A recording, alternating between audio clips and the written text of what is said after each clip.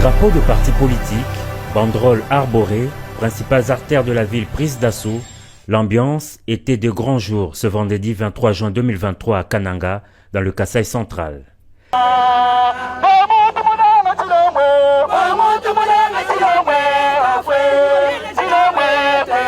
Effervescence dans les rues, effervescence aussi à l'aéroport où la mobilisation était impressionnante pour l'accueil du chef de l'État.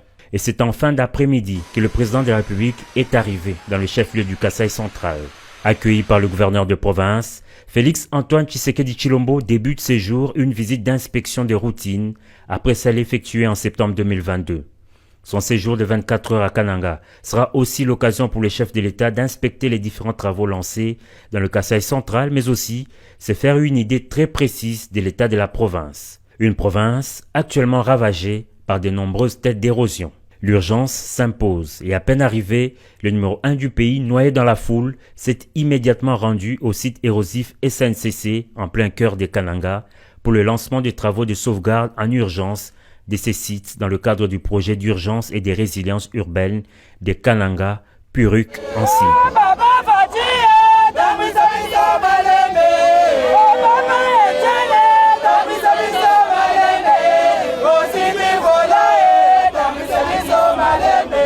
Ici, les têtes d'érosion menacent la voie ferrée, mais aussi la route nationale numéro 1. Le gouvernement de la République, qui a obtenu de la Banque mondiale un crédit de 100 millions de dollars, tient à travers le projet Puruk à mettre fin aux têtes d'érosion à Kananga, a fait savoir le ministre d'État, ministre de l'Urbanisme et Habitat. Et de façon succincte, le directeur provincial de l'Office de voirie et drainage OVD a présenté les activités qui seront réalisées dans le cadre de ce projet d'urgence. Ces travaux en soi constituera à la construction de collecteurs, la stabilisation des talus, ainsi qu'à la plantation des espèces végétales. Tandis que le projet sur le site PK 706, ce sont des travaux neufs auxquels l'entreprise non l'OVD fera face dans le cadre de ce projet. Après le mot, les actes, le président de la République a officiellement lancé ce projet à travers la pose de la première pierre en présence de nombreuses autorités nationales et provinciales.